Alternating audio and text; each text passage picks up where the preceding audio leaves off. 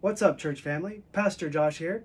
And as I'm thinking about this crazy busy season we're entering into, this season of Christmas and go, go, go, and do, do, do, I'm thinking about what rest truly means. And as you know, we're engaged in a rest study on Wednesday nights right now. And I wanted to encourage us that rest is what God has for us. It is so essential that we take part in that.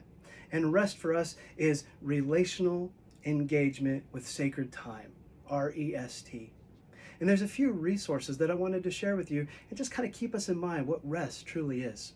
They're right over here. Let me grab one. The first resource is this: to remember that rest is about a promise and not about perfection.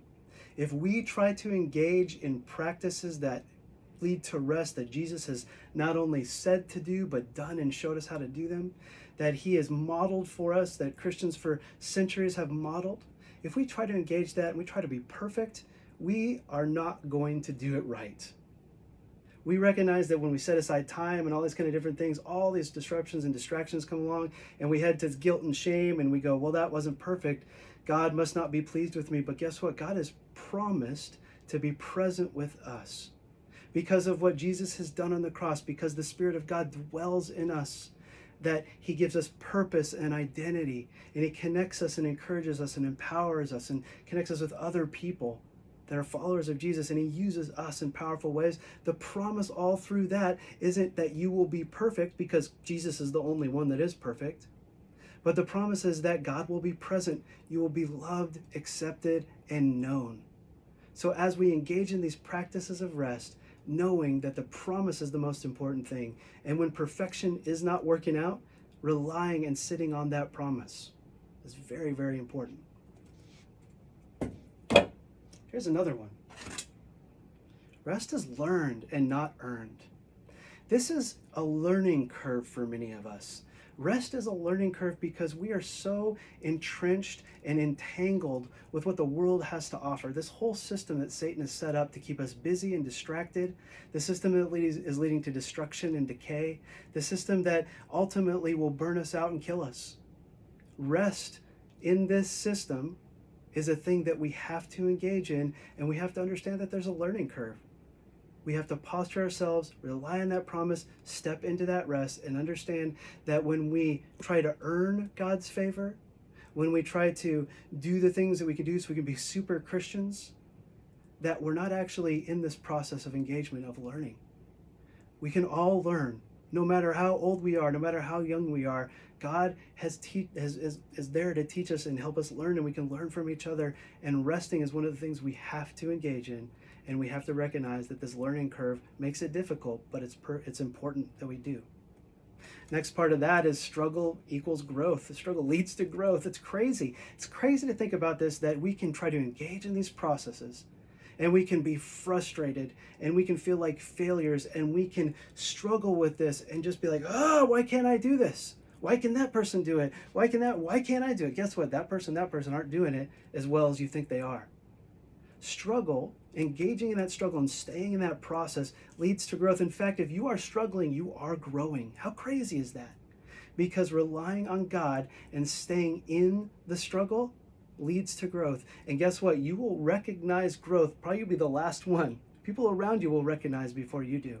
But I want to encourage you, engage in that struggle, engage in that frustration, and know that you're growing the entire time. I believe there's one more. Here we go.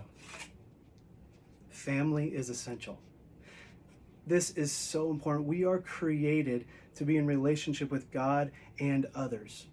And we're specifically created for that. Our brains are actually wired for that, to be in relation with God and others. And our church family is so essential, this whole process of resting. Not only to be accountable with each other, to check in on each other, but to encourage each other. For when you're praying and somebody comes to mind, and knowing that God is calling you specifically to check in on them and encourage them, don't just, I'm going to bother them and mess with them. No, God is saying, that is a person I put on your mind, I put on your heart. Call them, check on them, love on them. They need encouragement. It's really, really important to be part of this, to be part of this family. So here's a challenge that comes with that. If you think you don't need rest, if you don't think you need this kind of concept of study, if you don't think you have the time, or if you think you're kind of above that, or you've lived your Christian life your whole life and you've never needed this before, why would you do it now? I want to encourage you that those are all things that pride wells in us and says, I don't need to do what Jesus did. I don't need to do what Jesus commanded. I don't need to engage with my emotions. I don't need to engage with the Spirit of God. I don't need to control my thoughts. I don't need to put my body in posturing positions to practice this rest thing. I don't need that. You can only do that for so long before you burn out, or before you burn in your relationship with God, and that's just kind of how you always think it's going to be. So I want to encourage you, if you are not engaged in this study, that you do get engaged in. If you can't be there on Wednesday nights, I get that. But here's what I want you to do. We're going to have the videos available. We're going to have the resources available. And I want you to grab those resources, and I want you to engage those resources with a friend, with a family member, with a church family member, with somebody that is going to be essential in your life and you will be able to walk through that with. Because all of us need that. And when we engage in rest, and we engage in seasons of craziness, and we have restful souls, and we enlist, and we just kind of sit on that promise, God changes us and molds us and shapes us and uses us in ways we could never thought were possible. And people will notice. It will be attractive. It will be one of those aromas that God has around us, where people are going, what is going on with that guy? How can he deal with stress so well? How can he deal with these horrible life situations so well? How is he not going crazy with all the stuff he has to do? Or she? Because God witnesses through us, and resting is an essential part of that. To be in tune with the Spirit of God, to be connected with others, and to see what he's up to as we love people and live out the gospel. So I love you guys. I'm praying for you. Thank you so much for listening to this. And for you, the people that are involved in the study, invite other people. If you're not involved, come and check it out.